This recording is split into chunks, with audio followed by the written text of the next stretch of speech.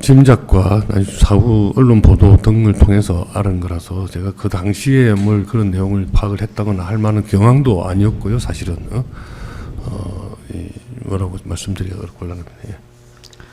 그렇다면 해당 국무회의에 참석하지 않은 증인께서 당시 참석했던 국무위원들이 계엄 선포에 대한 의견 개진할 기회가 전혀 없었다고 그런 걸 목격하거나 확신하고 계신 그런 점이 있으신가요? 없습니다. 예. 그 제가 보지 않은 상황에 대해서 제가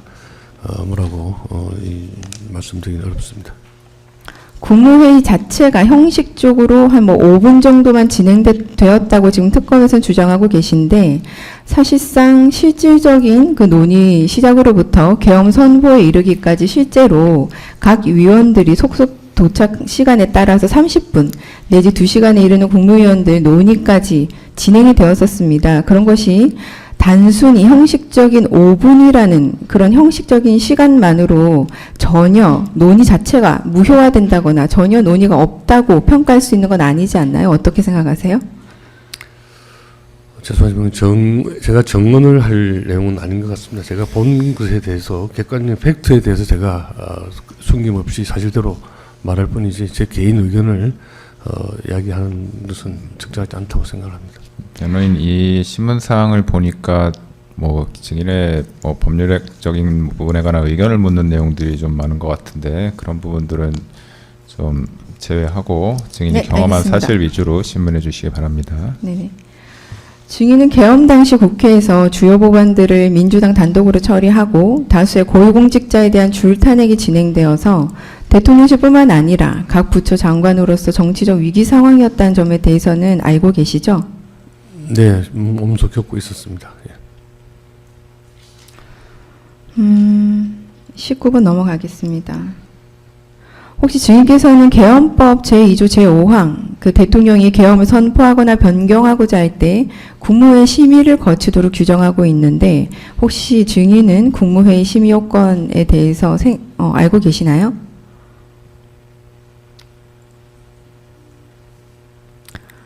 그 설명을 드리자면 그 국무회의는 구성원 과반수 출석으로 개의를 하고 출석 구성원 3분의 2 이상 찬성으로 의결이 되는데 그 비상계엄 당시 증인이 출석하지는 못했지만 다른 국무위원 중 11명 이상이 출석을 했었습니다. 그러면 국무회의 개회 요건은 충족이 되었다고 봐야 되는 거죠? 변호사님 죄송하지만 제가 객관적인 사실에 대해서 제가 본 대로 들은 대로 정언을 하는 자리라고 생각을 합니다. 법률적인 판단을 제가 정인의 입장에서 이야기하는 것은 제 위치에 맞지 않다라고 생각을 합니다. 국무회의 심의권이 어떠한 상황에서든 혹시 국무위원 전원의 출석을 반드시 수반하여야 하는 그러한 권리인가요? 국무위원으로서 어떻게 생각하시나요? 그런 조항은 없는 것으로 알고 있습니다. 대한민국 국무회의에서 국무위원들이 심의를 거쳐서 국무위원들이 반대를 했음에도 대통령이 정책적 결정을 하였다면 국무위원들이 그에 따른 형사적 책임까지 지는 것이 맞나요? 어떻게 생각하십니까?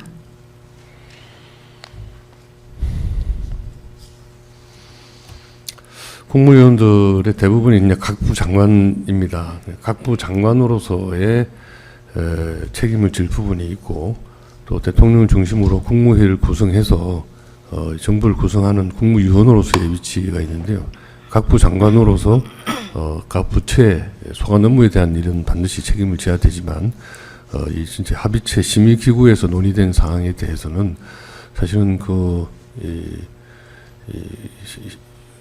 개별 국무위원들에게까지 형사적 책임이 있느냐 하는 것에 대해서는 전 개인적으로는 그렇지 않다라고 생각을 합니다. 비상계엄은 국가원수의 비상대권인데 국무회의에서 반대 의견이 제시되더라도 대통령이 최종 결정할 수 있는 것이 법적인 구성요건으로 보입니다. 어떻게 생각하십니까? 법률 해석을 하면 나올 수 있는 결론이라고 생각합니다. 예. 국무회의가 자문기구라면 참석자의 반대가 있더라도 대통령은 결정을 할 수 있는 구조라는 점은 인정하시죠? 네, 심의를 받는다라고 되어 있기 때문에 심의라는 것이 반드시 의결이라고 보통 관행적으로 행정부 내에서 심의나 협의하고 의결하고 합의하고를 구분해서 행정을 합니다.